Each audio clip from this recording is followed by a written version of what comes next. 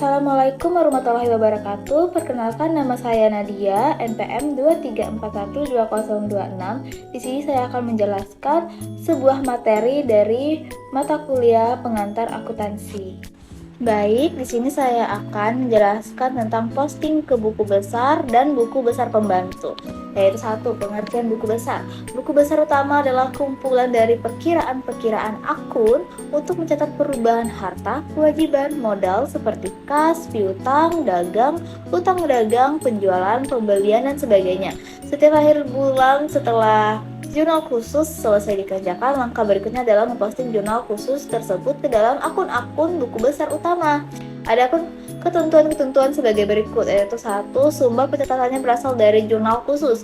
2. Pencatatannya secara kumulatif tiap akhir bulan. Dan ketiga, disusun berdasarkan tata urutan akunnya. Nah, cara posting ke buku besar utama. Langkah-langkah memindahkan bukukan posting dari jurnal khusus ke buku besar utama sebagai berikut, yaitu menulis tanggal akhir bulan pada kolom tanggal akun buku besar, lalu mengisi kolom referensi pada buku besar dengan nomor halaman jurnal.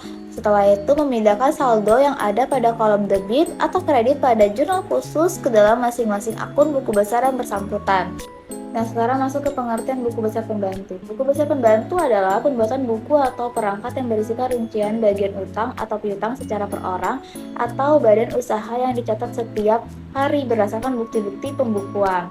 Nah, secara umum, jurnal khusus diposting secara berkala ke buku besar. Hal tersebut mengakibatkan buku besar utang dan harta tidak mampu menunjukkan posisi dari utang dan harta yang sebenarnya. Lalu, fungsi buku besar pembantu adalah untuk memberi rincian terkait jenis harta atau utang perusahaan. Dasar pencatatan buku besar pembantu adalah bukti-bukti transaksi. Bukti-bukti tersebut juga akan digunakan untuk pembuatan jurnal. Lalu jurnal tersebut akan dicatat di buku besar utama. Terakhir, buku besar utama akan diikhtisarkan di kertas kerja yang dijadikan dasar untuk menyusun. Nah, contoh buku besar pembantu piutang dan utang. Transaksi yang dicatat dalam buku besar pembantu piutang adalah piutang berdasarkan nama pelanggan atau di debitur. Sumber catatan berasal dari buku transaksi dan jurnal khusus pada buku ini. Saldo piutang akan berada di sisi debit. Nah, transaksi yang dicatat dalam buku besar pembantu utang adalah utang berdasarkan nama pemasok atau kreditur. Saldo normal pada buku ini akan diletakkan pada sebagian sisi kredit.